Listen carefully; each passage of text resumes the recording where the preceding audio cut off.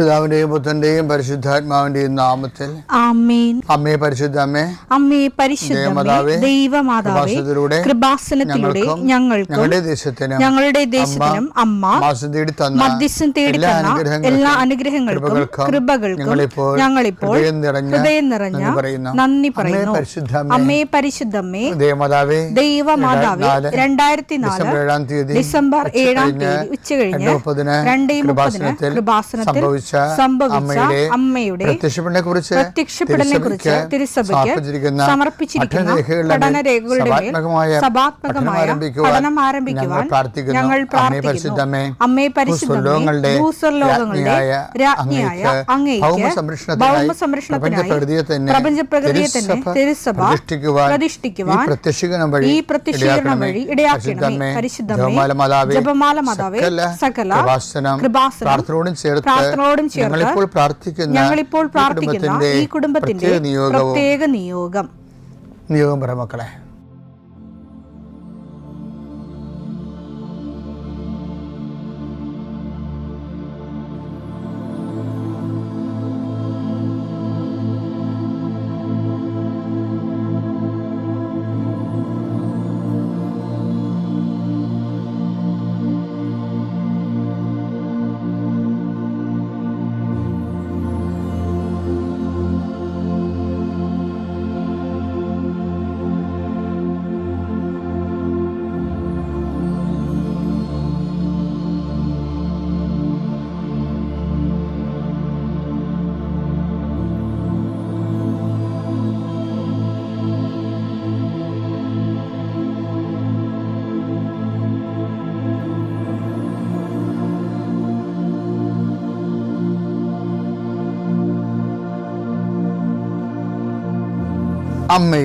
അമ്മയുടെ പ്രത്യക്ഷീകരണത്തിന്റെ ഈ അനുഗ്രഹവേളയിൽ ഞങ്ങൾക്ക് സാധിച്ചു തരുവാൻ കനിയണമേ. ആമേൻ. വിശ്വാസ പ്രമാണം.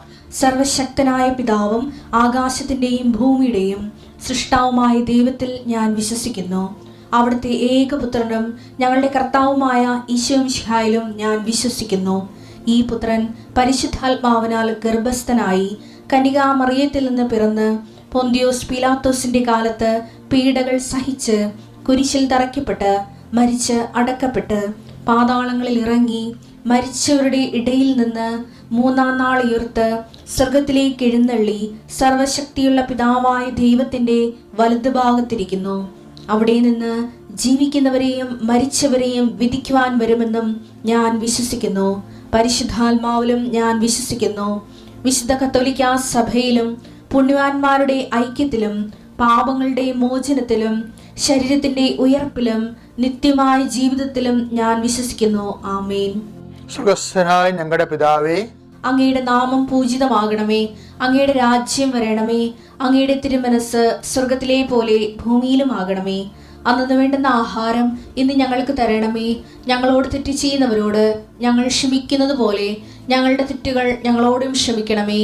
ഞങ്ങളെ പ്രലോഭനത്തിൽ ഉൾപ്പെടുത്തരുതേ, തിന്മയിൽ ഞങ്ങൾ രക്ഷിക്കണമേ. ആമേൻ. നന്മ നിറഞ്ഞ മറിയമേ, സ്വസ്തി. കർത്താവ് അങ്ങയുടെ കൂടെ സ്ത്രീകളിൽ അങ്ങ് അനുഗ്രഹിക്കപ്പെട്ടവളാകുന്നു.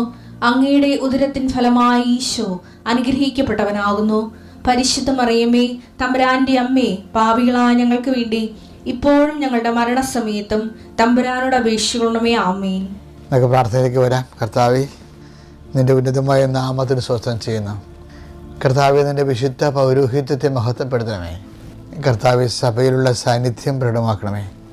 19 വർഷം ഞാൻ അർപ്പിച്ച കൃപാനയുടെ യോഗ്യതയാൽ കൃപാസനത്താറെ ജീവനോടെ പ്രത്യക്ഷപ്പെട്ട മാതാവിൻ്റെ മാധ്യസ്ഥതയിൽ ആശ്രയിച്ചുകൊണ്ട് ഇന്നത്തെ ജീവിതം കരുപിടിപ്പിക്കാൻ വേണ്ടി ആഗ്രഹിക്കുന്ന എല്ലാവരെയും ഞാൻ കർത്താവിന് തിരുസന്നിധിയിൽ സമർപ്പിക്കുന്നു.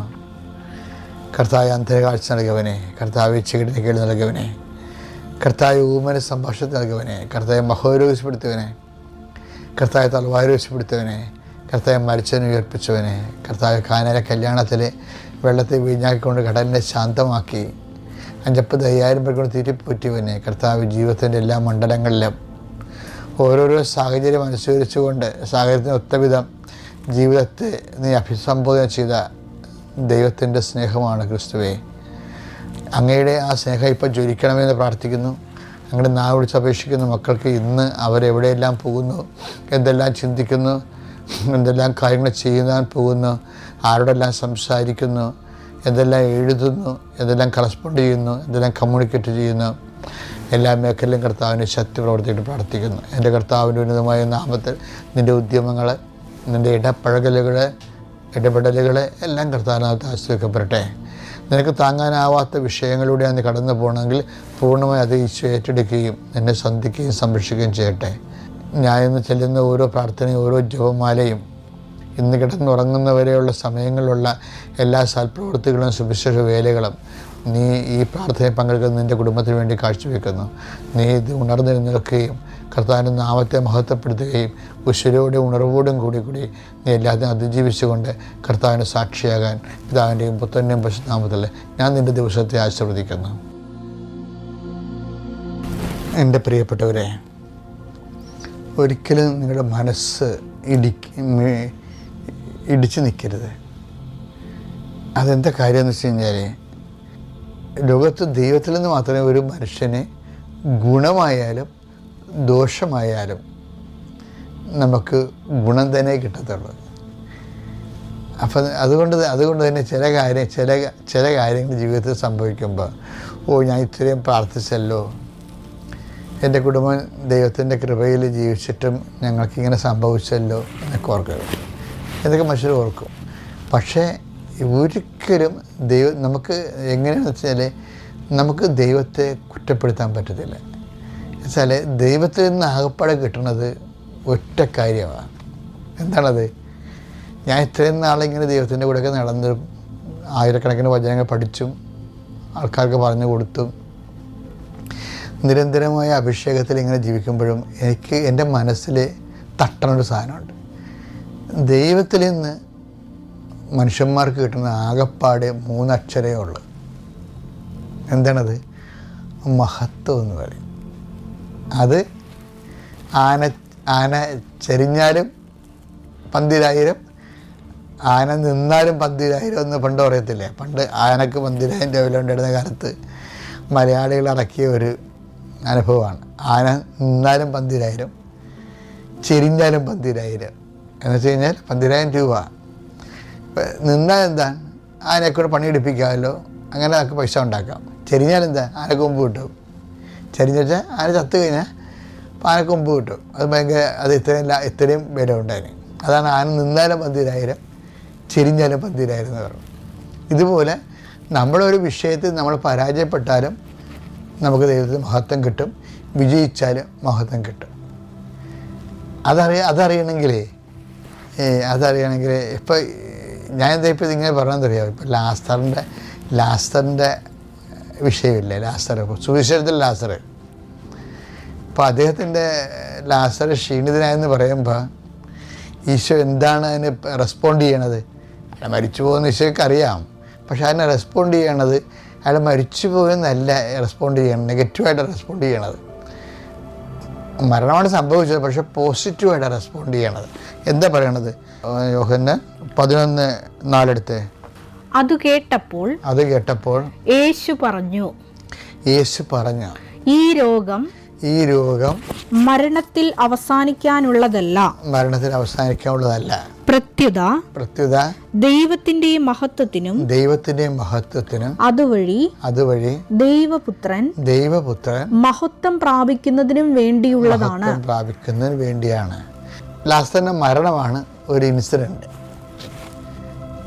അത് സംഭവിക്കുകയും അപ്പോൾ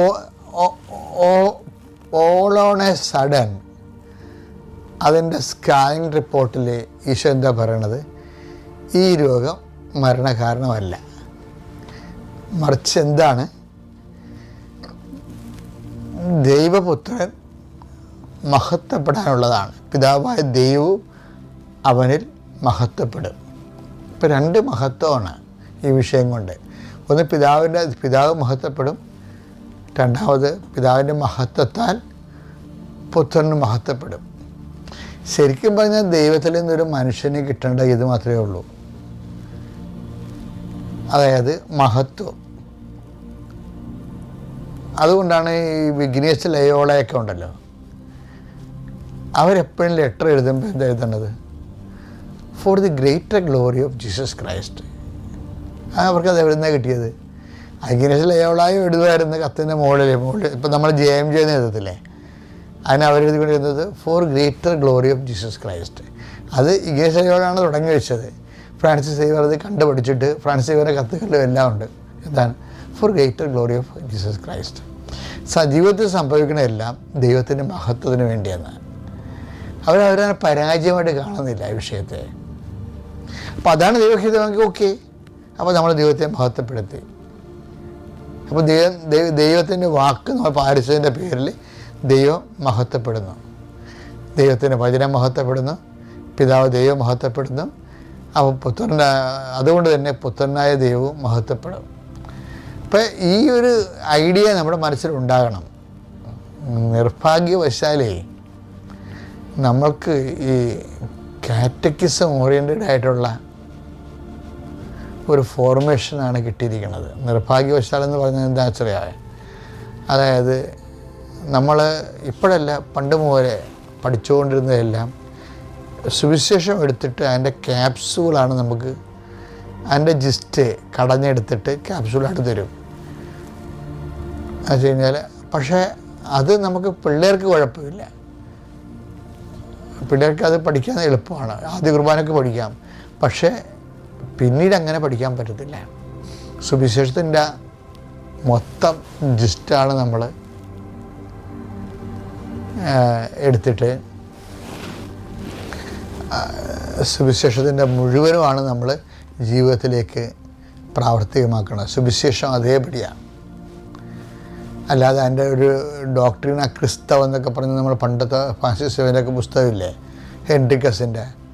അപ്പോൾ അത് നമ്മൾ അനുസരിക്കുക എന്ന്, ഡോക്ടർ എന്ന് പറഞ്ഞാൽ ഡോക്ടർ എന്ന് വെച്ചാൽ അനുസരിക്കുക എന്നുള്ളതാണ്. അതുകൊണ്ട് നമുക്ക് മുമ്പ് നമ്മുടെ കയ്യിൽ നിന്നുള്ള റെസ്പോണ്ട് അതാണ്.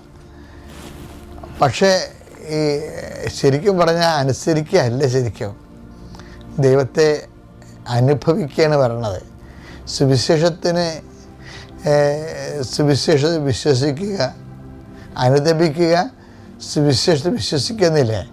ആ സുവിശേഷം അനുഭവിക്കുക എന്ന് പറയുമ്പോഴാണ് ഈ അനുതാപം അനുഭവത്തിൻ്റെ ഭാഗമായിട്ട് വരുന്നത്. കാറ്റഗിസം ഒരു മുതിർന്നവരുടെ കാറ്റഗിസം ആ ലെവലിലേ പോകാൻ പറ്റത്തുള്ളൂ. ഇപ്പം ഞങ്ങളൊക്കെ ചെയ്യണ പബ്ലിക് എഡ്യൂക്കേഷനാണ്. അപ്പോൾ ഞങ്ങൾ ആ രീതിയിലെ സുവിശേഷത്തെ നിങ്ങളുടെ ശ്രദ്ധിച്ച ഉടമ്പടി ധ്യാനം ശ്രദ്ധിച്ചില്ലേ, അതിനകത്ത് ഇങ്ങനെ ക്യാപ്സൂൾ കൊടുക്കത്തില്ല, മറിച്ച്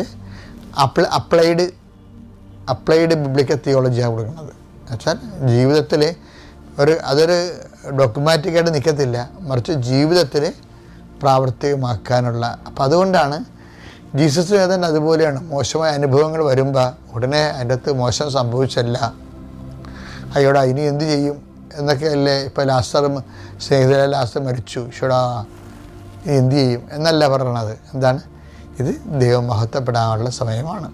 പിതാവ് ദൈവവും അവനിൽ മഹത്വപ്പെടുന്നു. അപ്പോൾ എപ്പോഴും ഒരു നെഗറ്റീവ് സംഭവിക്കുമ്പോൾ കർത്താവേ നിൻ്റെ നാമത്തെ മഹത്വപ്പെടുത്തണമെന്ന് പ്രാർത്ഥിക്കണം.